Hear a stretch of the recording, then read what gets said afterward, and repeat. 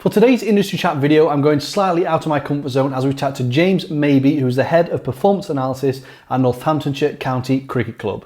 The reason I say that is because I know very little about cricket. With that being said, however, I am very passionate about sports analysis and I enjoy hearing about ideas from other people in different sports, as there's always something that can be learnt. James has a long history with cricket, having played and coached it from an early age. In this chat, he tells us what he gets up to in an average week. He talks about the types of things that a cricket analyst will look at and spend their time analysing. And he also gives some great advice for other people that are looking to branch into different sports, specifically cricket. This was a chat that I thoroughly enjoyed and I'm really looking forward to sharing it with you. So without further ado, let's get into the chat with James. Okay, we should be good. James, how are you doing, mate? You okay? Yeah, I'm all good, mate. Good. Appreciate you joining me. So, like I kind of mentioned to you before we kind of joined, or at least went live, as I'm by no means a cricket expert, but what I am is a guy that's passionate about sports analysis. So, that's why I wanted to use obviously this kind of channel to speak to people in the different sports, and obviously came across you on LinkedIn, obviously cricket analyst. So, do you want to give a little bit of a brief overview of who you are, James, where you're currently at, how you got there? And then we'll kind of delve into a bit more detail. Yeah, sure, absolutely. So I am the lead analyst at Northamptonshire County Cricket Club. It's my first year working kind of top flight first team cricket. I did my placement year with my university degree at Gloucestershire as the analyst there. And then I also got a job in between that at Surrey Academy. So I've kind of done a few little bits and bobs here and there. Yeah. And of course, as most of you guys know that are probably listening, there's never a linear route with analysis. It's never just, I got a job, I got out of uni, got a job, and the rest is history. It's kind of never like that. I don't want to ever sell that kind of thing. But yeah, for me, it was just kind of done a bit of everything and kind of living the dream a little bit, doing a job that I love. Yeah, that's what it's all about. I mean, so has cricket always been a part of you? Have you played cricket from a young age, or is it something to? Yeah, no, so I've always played cricket, started at school, joined my local cricket club. I went down kind of the coaching route when I was younger, like at 16, I got my first kind of coaching qualification. It was kind of suggested by my local club. They were like, well, can you come and help out on a Sunday morning coaching some under fives? And I suppose the rest is history after that. Yeah. And then I do a bit of rugby as well. So I've always been a keen rugby player. I actually referee rugby at the moment. So I kind of do a bit of that. Love to get shouted at on a Saturday afternoon. But yeah, that's kind of my two main things, cricket and rugby. Nice. It's interesting you mentioned obviously the coaching qualification you got early on, because that is kind of, or at least recently, it seems to be like a debate with, should analysts have coaching badges? Should they be qualified as a coach and things? And whether that is something you agree with or not, I think it is a debate to have, whether it's, I mean, what do you think? I mean, have you found having those has helped you out? I think, first of all, I think the way that it works in our team, the most efficient way I would argue is that people know their roles, i.e. coaches know that they're coaches, analysts know they're analysts. Of course, the lines can get pretty blurred at times. Yeah. And I think being an analyst who has a coaching badge or two helps me understand that process. Yeah. And I think coaches that really get on board with analysts have a better understanding of what analysis is. Yeah, so it's kind of a bit of both. I think know your role and know your lane and know where you are efficient at, but then also understanding everyone around you and how they work is probably going to give you the best idea. Yeah. So because again, I'm not too clued up on this. So your qualification for coaching are you on the first rung of cricket coaching? No, it's been, I suppose I'm showing my age here, there's been a few different, it's kind of changed. At the moment, there's a level 2, which allows you to be a coach on your own. When I did my first coaching qualification at 16, I was a level 1, so it was like an assistant coach. So I wasn't allowed to run a session, but I was able to help. Yeah. And that's kind of how they got lots of guys through the game and girls. Yeah. But I'm now at the level where I've just done my level 3. So they call that an advanced coach. There is a level above me. I would say I'm nowhere near that. Like I'm very much, level 3 was really enjoyable for me. I really enjoyed the technical aspect and I felt like I was challenged, and that was a really good positive part of my coaching development. Yeah. But yeah, I suppose I'm an advanced coach. I don't know what that means. It's just a badge. But yeah, that's where I'm at with it. Yeah. No, I'm just trying to put it into, again, my sport being football, the perspective maybe is like the UEFA B-ish or okay. So there's obviously more advanced, like the top end to go, but I would say you're obviously you're not just got the first qualification. You've obviously exactly. Yeah, I've been coaching for 10 or 15 years now. Like, yeah, I know my way around a cricket pitch. Let's put it like that. Yeah, definitely. So I mean, to be honest with you, I've like I said, I'm not too much into cricket. The only experience I've had of I remember back at school, our school team, we kind of played pretty much every sport, but cricket was never one of them. And then one guy was into cricket and we're like, shall we just do a team? Which obviously ended in disaster because none of us could play. And the only other team in Doncaster that we could play was actually quite like well known for cricket. So they had actual cricket players. So yeah, it's one of those sports though, I feel like if you've got good throwing ability and a good catching ability, you can make it work. Yeah, I mean, I could always catch, but when the ball comes at you that fast, it's a different game, isn't it? Yeah. It's quite hard. Okay, so you've you mentioned cricket has kind of been part of your life from kind of early on. So then, and the coaching as well. So looking at your LinkedIn profile, you went to uni at, where are we at here? Bath? Yeah. So my course doesn't exist, kind of does exist. So I did sports and social sciences, which is probably a bit different. It's actually the only Bath only offers that compared to so I couldn't do that at Loughborough or any other uni. So my degree was very much like we did sports development or sports business or media and culture. So I really liked the fact that I could do anything. I obviously had some compulsory modules that we all did. But like one module I had to look at Marxism within sport. So like there was lots of social theory. It was kind of like a good mix. I chose to double down on sports coaching in my final year. So that's what I wrote my dissertation on. And I wrote it on, I don't know if you know about it, Russell Earnshaw has got coaching cards called the Magic Academy. You might have heard of it on Twitter. So I did a dissertation on measuring the impact of the coaching cards on local level rugby coaches. Right. And kind of like, were they good, were they bad? If they weren't, why not? That kind of thing. Yeah, because that was kind of limited, because I would have presumed that you didn't do any analysis at uni then. No. I honestly, when applying for university degrees, I didn't know anything about sports analysis. Yeah. So when was that introduced to you? Was it part of coaching or? No, it was. So we had a placement year. I suppose what was really good about Bath Uni is they made a massive effort to get you on a placement year. So it was called a sandwich course. So I did 2 years and then everyone went away for a year. And what was good about it is I could get student funding through that year. And I could get all that help, and I had to write a few essays about it, but they had all the contacts, and that's how I got my internship with Gloucestershire. And I think like if I was ever going to suggest anything to guys and girls who are looking at doing analysis, is get the placement year in, or find university courses that have that option or have contacts in the industry, because I think it's unfortunately a world where it seems very busy and very saturated. So having a way in or a door open is going to be the best way of trying to start a career. Yeah, definitely. I think the experience and the placement is that. I mean, mine was very valuable to me. I've spoken about mine before. Is I went to uni at Sheffield Hallam, and I did it was part of the course actually to do a placement for 6 weeks in this. I think it was the second year. And at that point I was into football, which I still obviously am now. So I went to Sheffield United, which was obviously the local team there.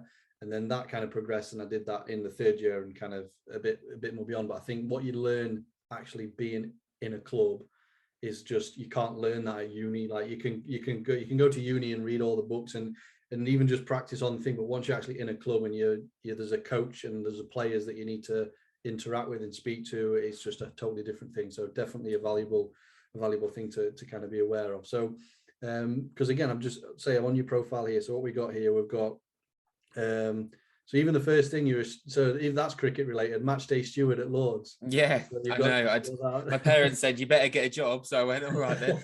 Challenge accepted. I suppose I've always tried to do things related to sport. I tried to convince myself that I didn't like sport at one point in my life when I was getting injured a lot.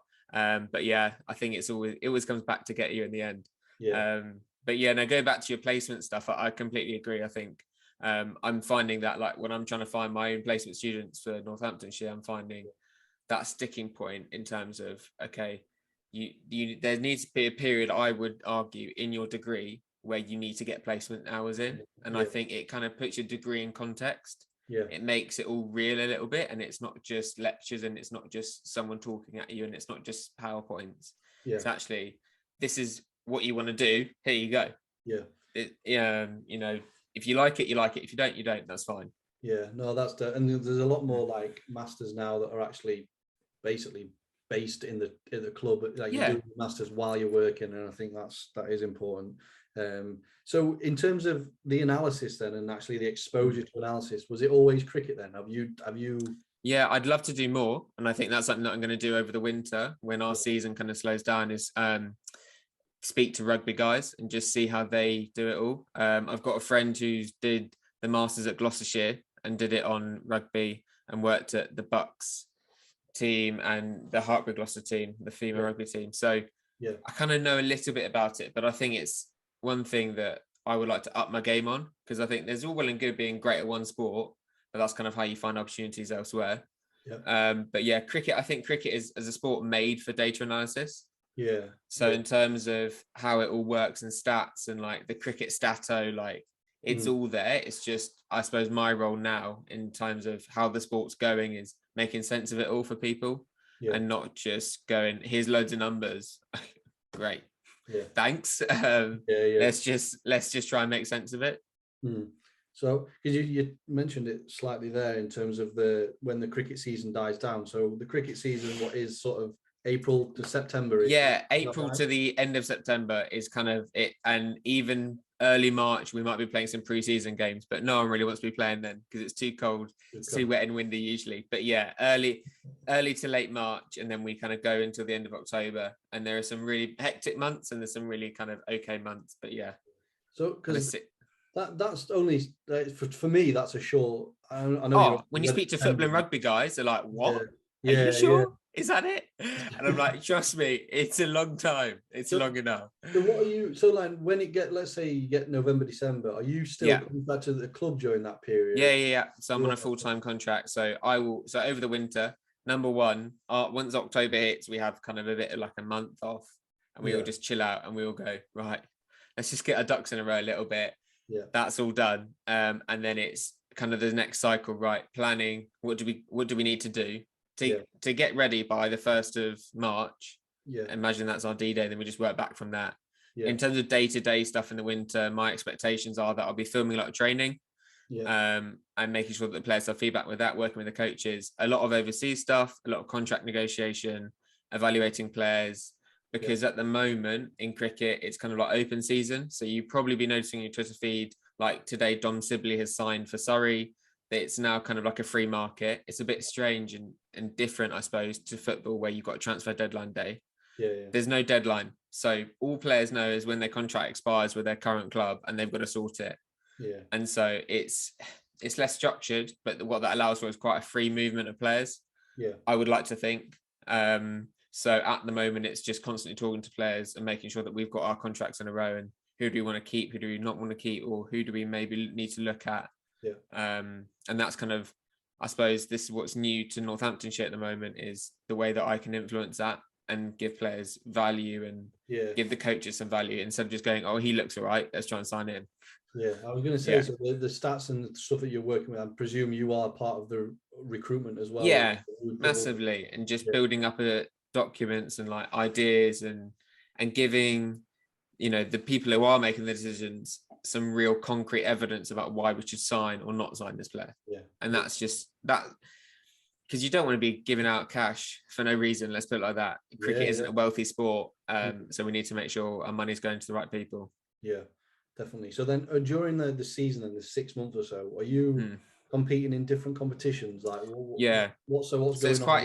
It's quite structured. So like the first, I think it was 2 months this year, was county championship, which is 4-day cricket. So for the first 6 weeks, our matches were Thursday to Sunday, so 4 days. And my role, if the game's at home, I'm live coding that game. So there are analysts dotted for each county. So if we went and played Warwickshire, for example, the Warwickshire analyst would go and code that game. I wouldn't have to travel. And to save money, analysts usually don't travel on the 4-day games unless you've got some sort of need to. And I can do my work if they need anything on that game remotely. And in terms of live coding, so I suppose it's different to maybe rugby or football, I would assume. Mm. Every ball that gets coded, so I have to click start ball clip, so that will start the video going. Yep. Bowler's running up, bowls the ball, and then once the ball's dead or a four's been hit, whatever, end ball clip, and then I've got to click where it lands on the pitch, where it goes, right, what shot type, who hits it, who fields it, what actual score happens in that ball, and that's got to be done before the next ball starts. Start a ball clip. So it's quite intense. So it's like scoring, but with a bit extra. And so that happens, and that will allow us to create this database, and that gets fed into a spreadsheet. That spreadsheet I then use to visualize and use a program called Tableau to then kind of explore and go for it from there. But yeah. So then with the recruitment kind of thing in mind, then, so them stats that you're creating, are you able to see the stats for other clubs as well, or is it? Yes. So it's an open book, which is fantastic. Yeah. And it sounds, I would, from my experience of football, I don't think that's the case. I think you probably can nowadays. You can. It's changed a lot over the years. I think higher, lower leagues and stuff, the stats are harder to come by. But there's companies that will do the stats. So recruitment is now much more heavily based on stats. And I think obviously you're kind of doing the whole thing, like you're doing the analysis for but then you're doing the recruitment. That would be a separate job altogether. Interesting, football. So that would be. I think some clubs are getting to that way. I think some clubs are realizing that is a certain skill, and they can maybe contract that to a certain company or a person. For example, Dan Weston, who works at Gloucestershire, he specializes in recruitment and strategy analytics, and he's very good at that. Like, that's his thing. But then Leicestershire also have a lead analyst who works, I would say, does all the in-house stuff, and they would probably work together. I don't know how that works, but so for me, I've got to do all the coding and all of that stuff. So it's pretty full on at times. But cricket's an open book, I would say, but that's really useful. So when we go and play other teams, I can just find the video, find all the clips. I can work it all out from there. I don't have to go.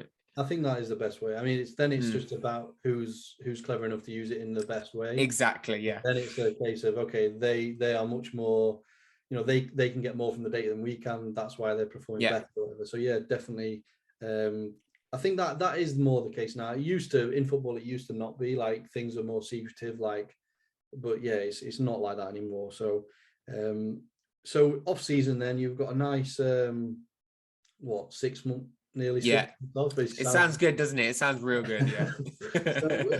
Because I'm just comparing it to football. So for a football analyst within the football league, so the Championship or League One, they're over about 10 months the season, and they're playing pretty much 2 games a week, Saturday, Tuesday. And obviously there's a lot of travel that they go into every game, so it's intense. So how intense is your 6 month season? And you've said there you don't always, so the 4-day stuff you probably don't go away and stuff. So you're quite much more relaxed than the football description. Good question. I would say at times it can feel really intense. Because of the multi-format and the multi-discipline, and certain types of games need certain different types of analytics.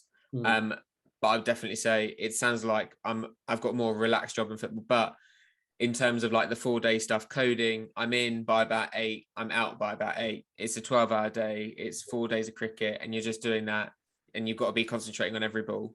So I suppose that's kind of mentally taxing in that sort of way. And then if you've got a game coming up, you might only have 2 days to get your pre-match prep done to go again. And like, for example, we're playing a game tomorrow against Leicestershire. I'm waiting for their team sheet. So I could be working until 7 p.m. tonight, just waiting for their team sheet, because then I can get my pre-match. So I suppose it's interesting because I've had that question quite a lot, like how much hard work is it from students who are up and coming? And I would say there are definitely low days. Like, you've just got to pace yourself. If you're all guns blazing when it's really busy, you'll just burn out. Like, you just need to know when to chill out and go, right, this is an off day. Make sure it's an off day, and then relax yourself and then go again. So are you the only one, or do you have anyone helping you out? So the goal is, because it's my first year in post, the goal is to grow the whole idea so that I would like to think that I've got another body to help me in terms of coding, because the academy are really keen on getting lots of coding, lots of video clips. They've got all the tech for it. We just don't have bodies to do it at the moment. So that's, and unfortunately, we don't have an endless pot of money. So that's kind of the biggest challenge at the moment, is finding people to help out with that. But at the moment, no, I'm definitely a one-man band. I've had a couple of guys who are in colleges who are coming to help me, which has been really useful, and just kind of showing them kind of what to do. Yeah. Well, that's interesting. It leads to a few questions actually. So in terms of like the UK as a whole, in terms of the teams on your kind of level, do all them teams have an analyst, or is this good question? So there's 18 first-class counties in England. Right. I would say out of those 18, 16 have full-time analysts, I think. Right. I wouldn't say that's completely accurate. Yeah. But it's very much, that's just a role. Yeah. And there's loads of scope, because the 100 teams and that whole thing is a whole kind of franchise in itself. So there are guys that work for the 100 teams but don't work anywhere near county cricket. Right. But then there are also guys that will double up and will do 100 as well as county cricket. So it's a bit of everything. I would say there's not a lot of people. I would say there's only probably 18 of me's out there. Yeah. Okay. Full time. So then you mentioned the academies actually, James. So then how does that compare to, again, going back to football? Is it all the age groups you've got at your place? Yeah. So our academies run from under 10s upwards. Right. I would say it's very rare to get anything below under 18s filmed or coded. Right. I think we're going slowly, counties as a whole, and as a kind of like ECB are working out, actually we do want to film for 18s and below, because we understand the need and the improvement it can give for that coaching process. But it's just time and effort, and that's the sticking point at the moment. The sticking point is not getting the tech there or understanding that we need it. It's just getting people there and doing it. Yeah, it feels like there could probably be opportunities for people that do. Oh, there's massive, like if you like cricket analytics, get in contact with me, or find your local county and offer to help and code games, and they will love you for it, and it will be your way in. Because at the moment I'm struggling to find someone to help me just in the first team, because there's not many people with coding experience. There's not many people who have that kind of knowledge or base that I could trust to code the game and just lead them to it. So there's it's growing and it's getting bigger. So if you're someone that's interested in cricket analytics, just get involved. Well, that's good. That's good to know. So then I'm just flicking again back to your go for it. You've got the internship at Gloucestershire you had. Yeah. So by the internship, was that totally unpaid at that point? Yeah. It was completely unpaid. So my background is I didn't go straight to uni after school. I did 3 years out, because I was like, I don't know what I want to do, and I'm not willing to go to a degree. Like, honestly, I was looking at music degrees, if I'm being honest, straight out of school, to do a bit of singing on the side. And I'm glad that I didn't. But I went and coached cricket overseas. So I went out to Australia and had a winter over there. And that was kind of quite formative to what I kind of was like, wow, I really enjoy this. Let's try and sort this out and sort a uni degree out within that kind of sphere. And then I got a personal training qualification. And so I did a year as a personal trainer, working and earning a living. And that taught me a lot about business, because you're like, right, you've got to survive as a self-employed PT. Good luck. And so, my internship with Gloucester, I only got that. I would say I only got that because I found that they had a gym on site. So I was like, right, I'll work in your gym. I'll earn my money there. And you sort me out with an internship in cricket analytics. And it was kind of like a match made in heaven in that sort of way. But I suppose it became difficult when cricket were asking me to use my annual leave from the gym to do free work. It was strange, but I made it work. But that's kind of that's the nature of, I suppose, sport as a whole. Like it was interesting. Somerset as a county put out an advert for like an internship-y kind of thing, and they got burnt on Twitter for it, because they're like, how can you expect this to be free, unpaid, all that? And I would sit on the fence of, everyone's got to do their bit of free work. Everyone's got to learn their trade and learn their skills and get a skill set behind them and then go. But then other people obviously see it differently.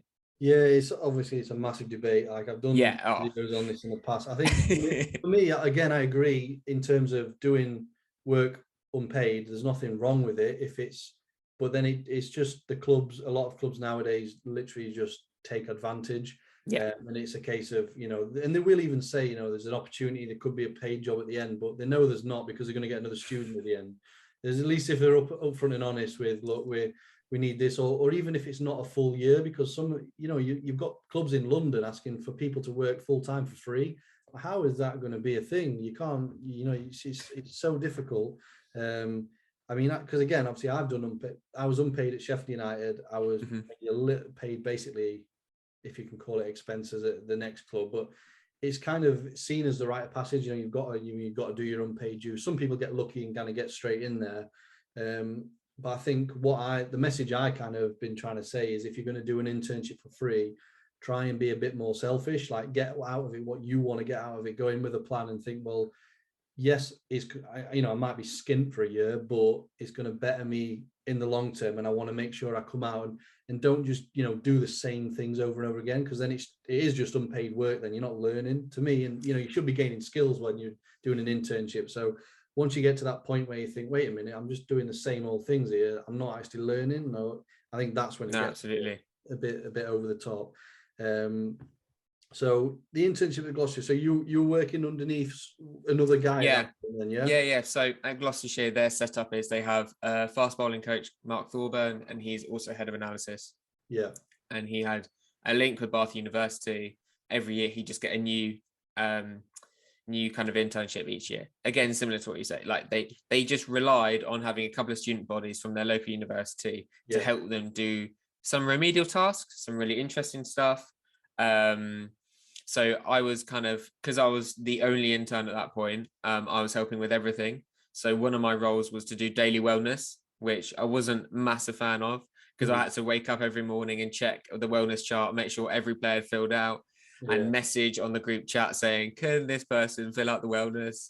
And then sometimes I filled it out, but I put the wrong date on. Well, how can I tell? Like, it is what it is. But it's part, I suppose for me, as someone who didn't, because my degree wasn't very quantitative, it wasn't data heavy, it wasn't very mathsy or sciencey. Like, it was a real crash course on, this is data, this is Excel, this is how it kind of works, this is the bedrock of professional sport.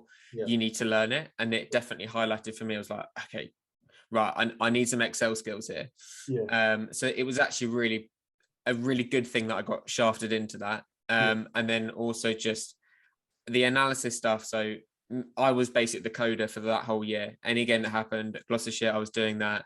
Obviously you don't travel, which is fine. And then I was like, well, I'm really interested in analysis. What do you guys want? And they were like, oh, okay. So I just got 8 questions from all the coaches of questions they would like to have answered for pre-match for the T20 comp. And I just did a slideshow presentation for each team.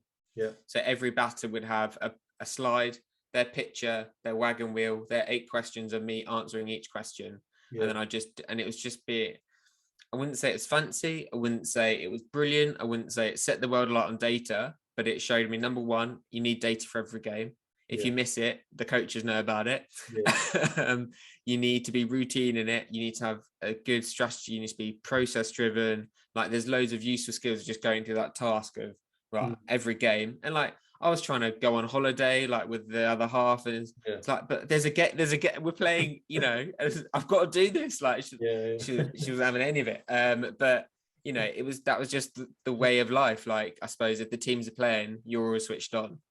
And I suppose, like, for me, the Gloucestershire placement was kind of the start, and the rest is history kind of moment, because I made enough connections and I got to know a few people, and that's kind of how I developed the kind of Surrey stuff, because I graduated in lockdown. So 2020 is the year that I graduated, and it was quite bleak because, for the graduates of that year, you didn't get your graduation. You're like, where are these jobs coming from? It is what it is. And I went straight into cricket coaching, because cricket was one of the first sports to get going again after COVID. So that was really useful. I went back to my local club, and luckily they had loads. I mean, we had 90 kids for summer camps. It was nuts, because everyone's just like, get the kids out of the house. I don't want to deal with them. But I think for me, that Gloucestershire placement, it was just the crash course that I think everyone needs. If you're a young up and coming uni student who wants to work in professional sport, you need to be thrown into the deep end, because it is a different life. It's a different world at times, working with however many individuals on literally just the sole focus of the team. So one question I had from someone actually put this forward was trying to find out whether it was more video and data, and I think from what you've said, it is more cricket analysis does tend to be more data based than, or would you? I think because there's so, like, if you think about it, there are so many possible scenarios from when the bowler's standing at the top of their mark, ready to run up and bowl. Yeah. There's only so much data can tell you about what could happen. Yeah. I could tell you this bowler bowls 50% of their balls on a good length. Okay. So do I just assume it's going to be a good length? Yeah. There's almost too many possibilities. So for a lot of the players just want video. So they just want ease of access video, which unfortunately I would say the database that we all code off, the players aren't really that used to it. So the analyst is the kind of gatekeeper for all the video. So if you're like, right, we're playing this player, I will send out the video clipped up, ready to go in a package over a WhatsApp group. Yeah. Because that's just easier for them. Yeah. And in terms of data, I would say data is more important for setting up objectives, KPIs, metrics. Yeah. What do we need to do to win? That's how I used a lot of data in terms of the pre-match stuff. Yeah. So you mentioned earlier that like you use Tableau as a so were you self-taught, like how, because that kind of it's kind of a hot topic, and it's kind of something that is over the last few years is becoming more and more in football analysis, and people are wanting to learn it and understand how they can use it. So how did that come to you, and how do you find using that? Yeah, good question. For me, Tableau has changed the game in terms of my analytics and the service that I give to the club. Yeah. First and foremost. So again, if I was a young analyst, doesn't matter what sport, learn Tableau. I don't know how to use Excel. In my opinion, guys that know how to do all that data visualization in Excel are geniuses, because Tableau makes it far easier in my head. Yeah. But yeah, I suppose Tableau is brilliant for cricket because every ball has a row in Excel. Yeah. So all I've got to do with Tableau is sort out the tags and the rows and the columns and everything. Yeah. In terms of how I learned about it, through my internship, Tableau was not a thing. With our coding software that we use, which is called Play Cricket Scorer Pro, they have a stats wizard inbuilt. And that's where everyone kind of starts. It's very easy. The software understands cricket. It knows that an over is 6 balls. It knows that a batsman is right and left-handed. It kind of knows the bare basics. So it's quite intuitive in that way. But it's limited to only so many games. It's limited to how good it looks. I wouldn't say it looks great. Like there's lots of viz stuff that you could add to it. Yeah. And there's lots of things that you can't filter through. So Tableau enables you to get a whole, I've got at the moment 5 years worth of ball data within Tableau. Yeah. And that's millions of rows of Excel spreadsheets that I can filter through in seconds. And so how I learned from it is I luckily had a friend at uni who did a placement and did his internship at Yorkshire and worked with a company called Performance Advantage. Yeah. And his eyes got open to Tableau, and he was like, mate, this is it. This is how we're going to change the game of cricket. Yeah. Proper sold me the dream, like Wolf of Wall Street kind of stuff. And luckily his company were working with Northamptonshire County Cricket Club to bring analysis up. And so I got trained through my friend, it just all made sense. But yeah, if you can get the basics of Tableau, it's mind blowing how easy it is to visualize cricket data. And it's actually free if you've got a student email. So like you can get a year's for at least. And there's so many good videos out there on YouTube. Like it's just such a handy little skill. And I suppose also, like for me, if I ever did stop working in cricket, you can go to any sort of business and say, look, I've got these Tableau skills. Yeah. Like you're kind of hireable in so many ways. Yeah, definitely. Yeah. No, I 100% agree. And I think I would definitely say the same. Like if you are looking to get into analysis, learn them skills, even just the basics, just to get enough to get you by. And then you'll probably, when you get the basics, you will probably then just subconsciously go ahead and do more and kind of delve into it a bit more and trying to experiment yourself. I think also like it's different. Like I was learning a bit of Tableau when I had my free license off my student email. With data sets I could try and get hold of on the internet. Like there are data sets out there. So if you're worried about not being able to find a data set, they're out there and for different sports. And you just kind of, you get a little bit, but just kind of, and again, we're going back to that question, does coaching help my analysis? And it does, because I was so used to thinking about those questions as a coach. So I was just kind of being like my own coach. And I think that starts you. And obviously if you did land yourself a job or a placement or an internship in your sport of choice, it will enable you to be a bit more motivated and just get used to the terminology that people are using. What is the matchup if you're a batsman here, whatever. It's just start something, and then you never know where it could lead to.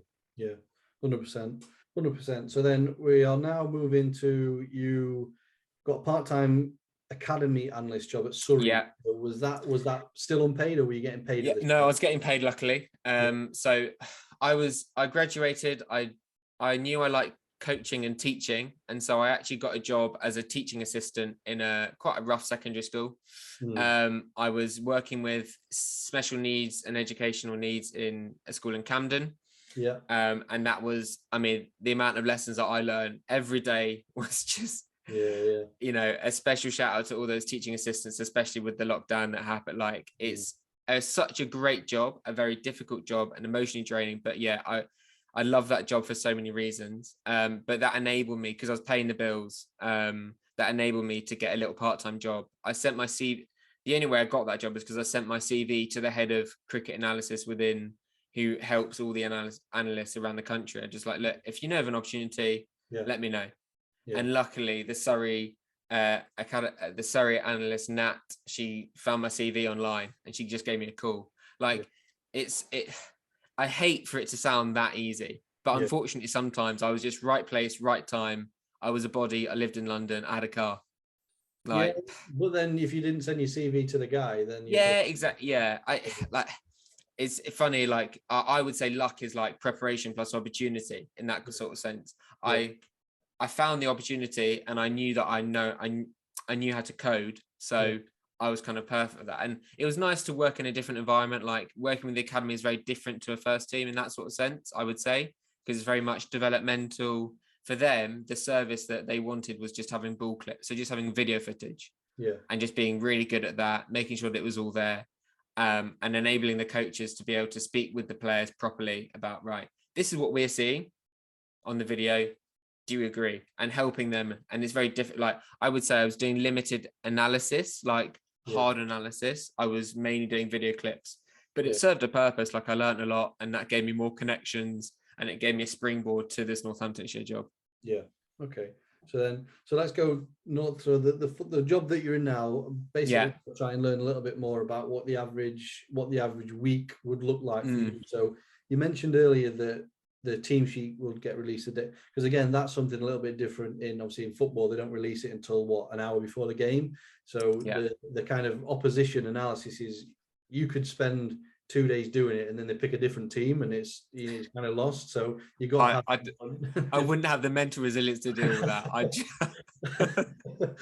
So you could honestly focus your pre-match against a certain couple of players, and then they've got injured in the warm-up, and they just don't, or they just got dropped. Whatever. So that's an interesting fact. So then, obviously, you said you've got a game tomorrow. This week. Tomorrow.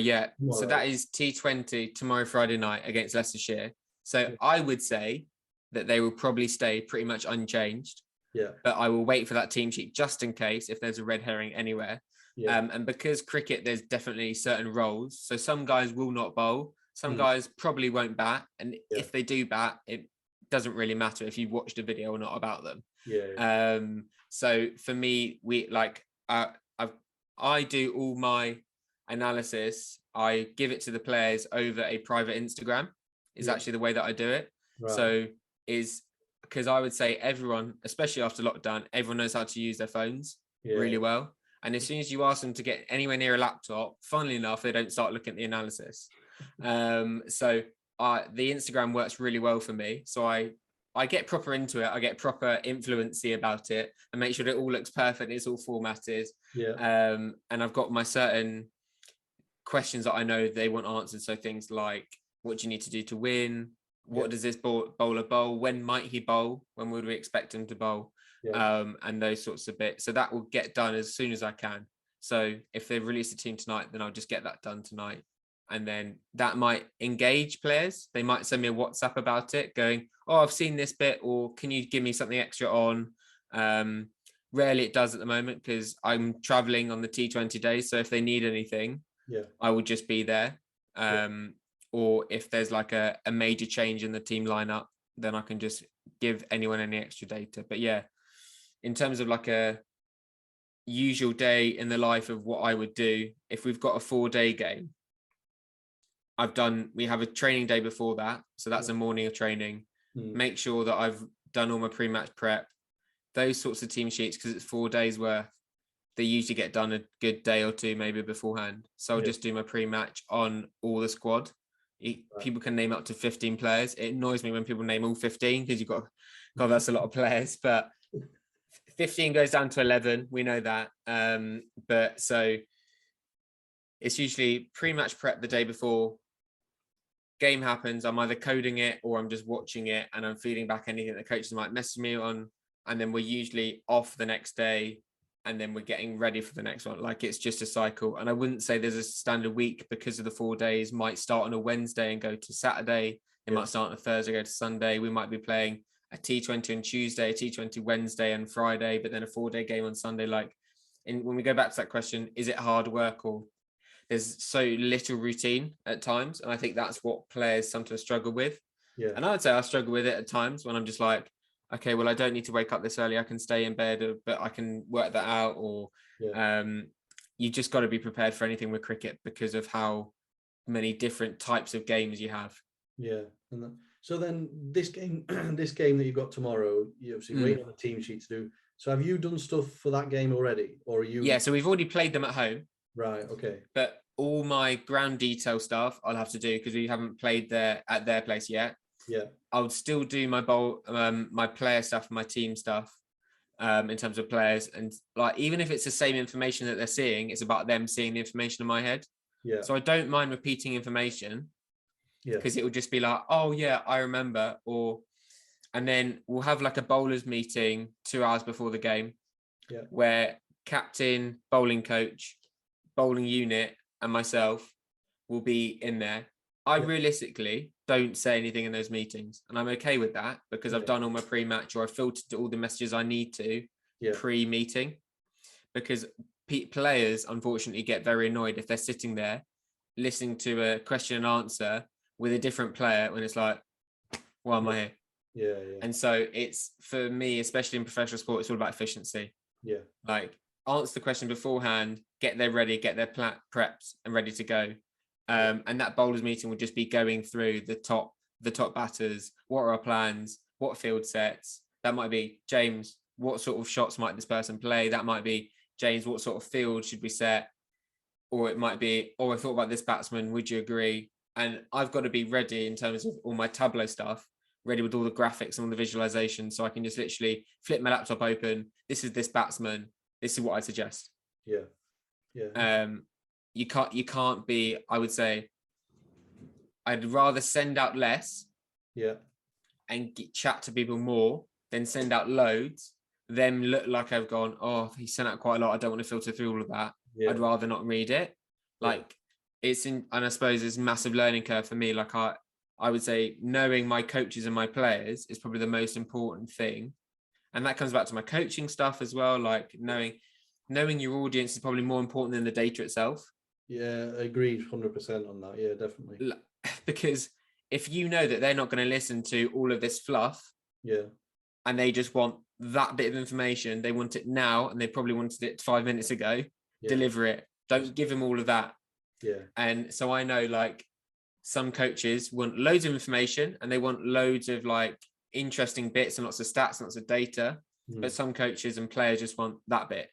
Give me what I need to know. Don't want to know anything else. Don't need my head scrambled. Just tell me what I know, and that's it, and it's done. Definitely. So what's the coaching stuff like? How many coaches have you got? Good question. So we've got head coach, bowling, batting coach. Our fielding coach is also playing in the T20s. We've also got S&C physio, 2 S&Cs, 2 physios, psychologists, nutritionists. Like, there's a big team. And I would say that I would like to grow the role, that I'm not just a performance analyst, I'm a data analyst. So I'd like to help the S&C with their workload monitoring in terms of what Tableau can do. because I would argue that Tableau can provide a really efficient service to the S&C guys. Also the player management side and wellness and physio stuff. And again, it comes back to why should you learn Tableau? Well, it can be used for anything. And that's how, and I would say that my role is going to grow, is I won't just be performance analyst, I will be data analyst for the whole club. And I'd like to maybe do business there's loads of places it can go just because of the skill of knowing Tableau. Oh, definitely. Would your training get filmed as well? Yeah, so we've actually invested in a really cool little app called Full Track. I'll shout them out. Why not give them an extra bit of plug-in? What's brilliant is that they've used Vision AI. So all I've got to do, whack my phone on a tripod behind the stumps, and as long as I set it up correctly, it basically tells you how to do it. It will know when to start the recording, so it'll be able to track the bowler running up, and it'll know to stop the recording once the ball's been bowled. And that'll clip up every ball. I can just leave my phone there. And it goes on an app. I can tag it so players can go onto their app, look at the training session, filter their bowling, who they're bowling to, and it will give them also Hawkeye. So it will show where the ball's landed, where it's gone, speed, swing, and spin. And it's for me, that's changed the game in terms of my efficiency. Because before that, I was setting cameras up, having to sit there, start ball clip, end ball clip, start ball clip, hours of training, and then I'd send it to players over a Google Drive folder, for example, and they just I could tell they just wouldn't look at it. Some players, I know they're definitely looking at it, whatever, and then some of them just why have I filmed this?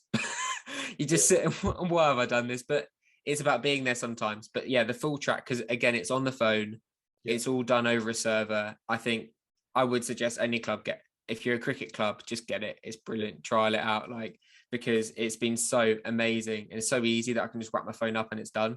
And I can go and do my analysis on my pre-match or speak to coaches and just be a proper person and not just sit there clicking buttons. Yeah, exactly. I mean, I did you mentioned the Instagram that you shared. Yeah. I mean, I never would have guessed that, but have you you've never confused your accounts or uploaded a little holiday to the let's just say I've accidentally posted a post on my personal profile that was cricket analysis, and I was like, hang on a minute, oh no, and deleted it very quickly. So luckily no one's I don't have many followers on Instagram, so I doubt anyone's seen. But I didn't realize. I think it's far more powerful than I realized because of how easy it is to use. And it's just there. I was thinking the other way. You put your view and your missus up on the data. Not yet. I mean, God, I just that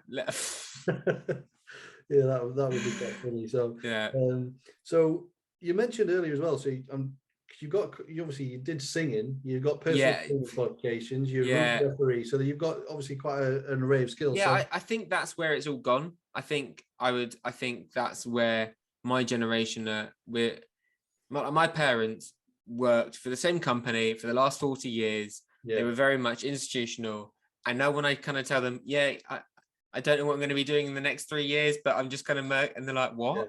So I suppose that's kind of where careers have gone, I suppose, in the last 5 or 6 years. I think now it's very much like a portfolio kind of thing. I've done these things, this is how I can add to your business or whatever you're applying for. Definitely. So is rugby, you mentioned you might start doing some bits in the off season, is rugby a potential thing that you might look potentially? I'm a keen referee. I referee very much local level rugby, and I really like that. So I follow a guy called Sam Lana on Twitter who does rugby analytics, and he also used Tableau. So I will very much be tapping him up over the winter and just going, can I buy you a coffee and just have a chat with you? Because I'd be so interested, number one, how their data sets work and how Tableau works. Because again, I think rugby refereeing as a skill doesn't have much data with it, because it's obviously so refereeing as a whole, officiating is so what's a good word for it? There's no right or wrong answer. And so it would be interesting to see if data can pull out some trends. And I'm sure there will be and could that impact better refereeing? So yeah, I'd be interested in kind of, because I'd be interested to see where that could go. Yeah, I mean, it's because we do a fair bit of work in rugby, and some of it is filming and obviously linking. Obviously the referees are mic'd up at that level, so it's interesting that obviously when you can watch the video back and you can hear, it's so totally different to like football, where obviously they're not mic'd up and they're getting. Oh, You mentioned abuse on a Saturday, but you're not. You could be worse. You could be a football referee. I know. I don't know how they do it. The guys on Saturday afternoons, if it were like, so I mean, I suppose that's where Twitter has kind of highlighted that all that kind of stuff. Like some of the stories that you hear, just like, how do you do it? I would say rugby's good. I would say there are some days where it's particularly bad. And you know the clubs, or you might know the area. You're like, okay, it's going to be a tougher day out today. Yeah. But realistically, we're doing all right as a sport. We just got to keep going with it. Yeah. Yeah, well, you get called sir, don't you? Yeah, exactly. It's like, it's so much nicer. I can't complain, really. So just you did touch on this earlier, but in terms of advice for analysts, but I've got two caveats. So advice for people that are looking to get into analysis as a whole, but then secondly, advice for people, because I know of a couple of people just off the top of my head now that are working in other sports that do actually have a passion for cricket, and they would probably be open to thinking, actually, I'd switch over to cricket. So, advice as a whole for analysis in general, and then maybe if someone is looking to make a switch to cricket from a different sport, what kind of things would you say to that? I say, first of all, if you're a young person who's on a sports degree in the UK and you like sport analytics, find a club and offer your hours and offer your services. That is the easiest way. Get some contacts in the industry. I unfortunately don't know of another way of doing it, unless you're some sort of random brain box that can start touting at clubs and saying, look how amazing I am. And you're doing something very different to what the market is doing at the moment.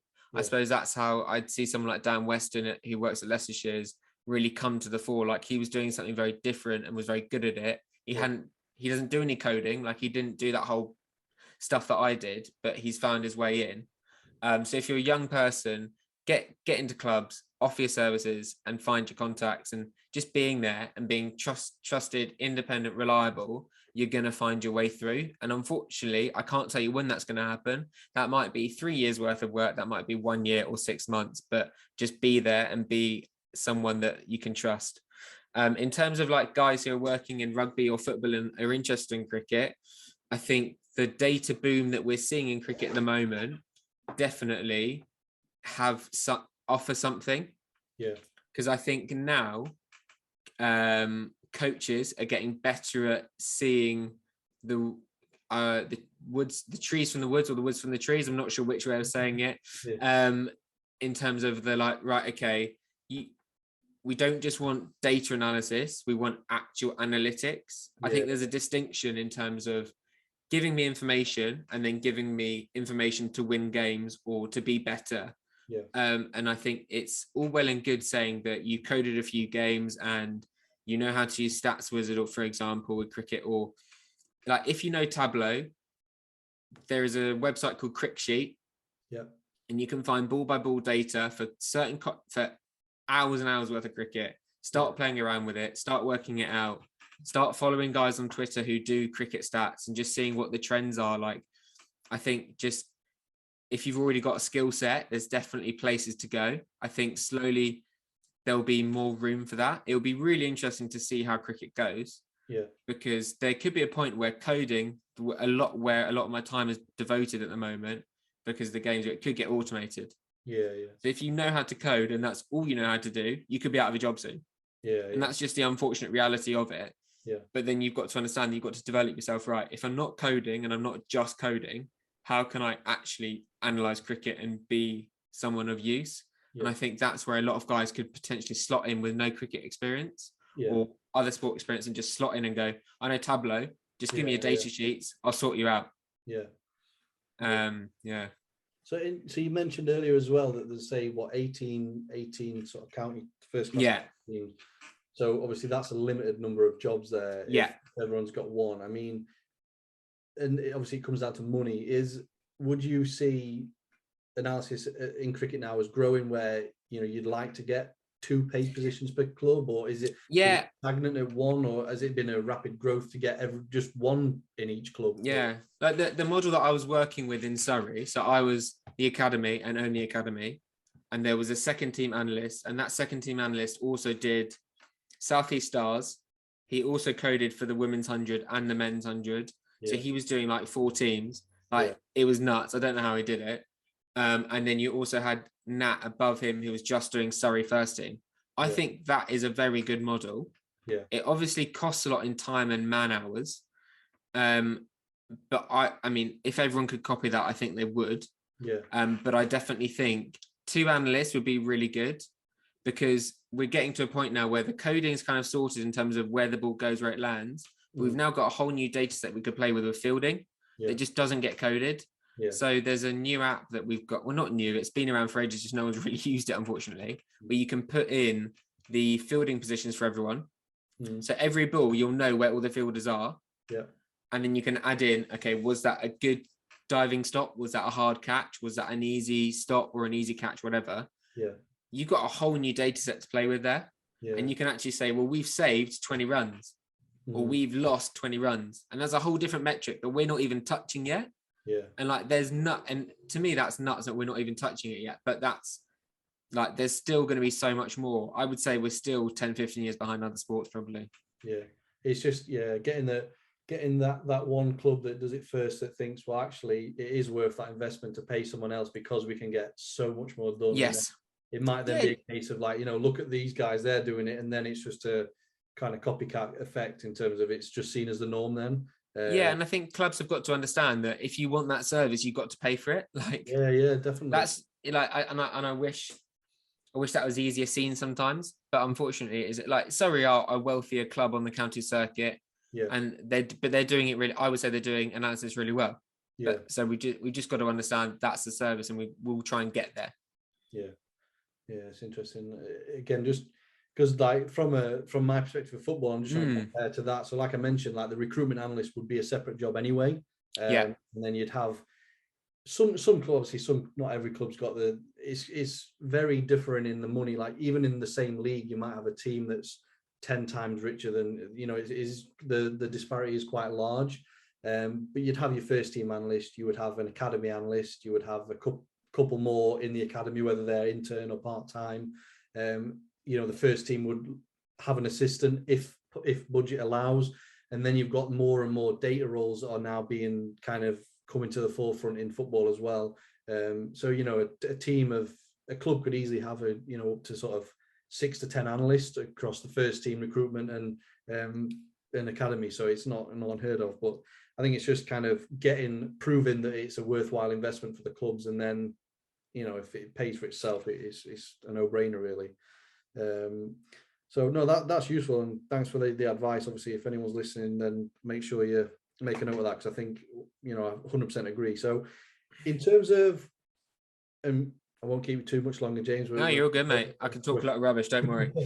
So what I do like to ask the guests on here is if they have any, are you a reader? Do you listen to podcasts? And this doesn't have to be cricket or analysis, just in general, anything that you recommend, like to give a shout out to.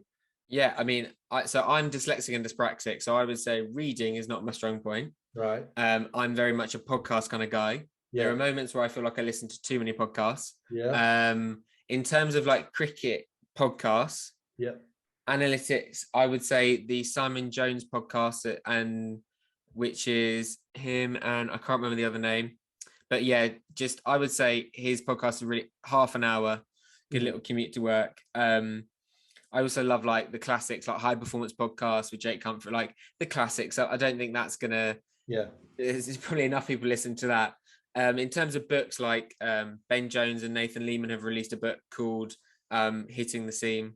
Yeah. That's actually wrong. I can't remember. Is it Hitting It to Spin? Something like that. Yeah. You'll be able to find it. It's probably one of the only cricket analytics books out there at the moment. Yeah. But yeah, I mean, that kind of gives you a good taste to what my job is.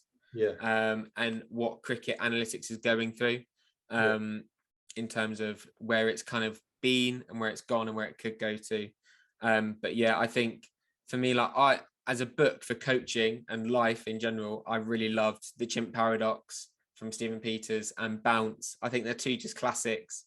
If I'd recommend any two books, they're just easy to read. And for someone that doesn't like reading, I like them. So you're doing all right if you do. Yeah, no. Well, it's funny you say that. I haven't read the Chimp Paradox, but before I jumped on here, I was listening to Stephen Bartlett and Tony Bellew. Yes. I've got to listen to that one. Yeah. So yeah, he mentioned it in that. So I'll probably and the one you mentioned, the cricket analytics, I'll link that below for anyone that wants to. Yeah, perfect. So that'll be really cool. So, I mean, that's every question I've got, James. It's been really useful, mate. Really. No, mate, loved it. Thank you. I know there's nothing about cricket, but I like sports analysis, so it's been really cool. Is there anything else that you want to add, mate? Anything that you want to say? No, not really. No. If you're interested in doing any sort of cricket analysis, find me on LinkedIn or whatever, and just get in contact. I'm happy to help. Or if you just want a bit of advice, just let me know. There we go, everyone. So reach out to James if you've got any questions, and I'm sure he'll be able to help. So James, thanks again for your time, mate. I will catch you soon, and have a great day. Sounds great. Cheers, buddy.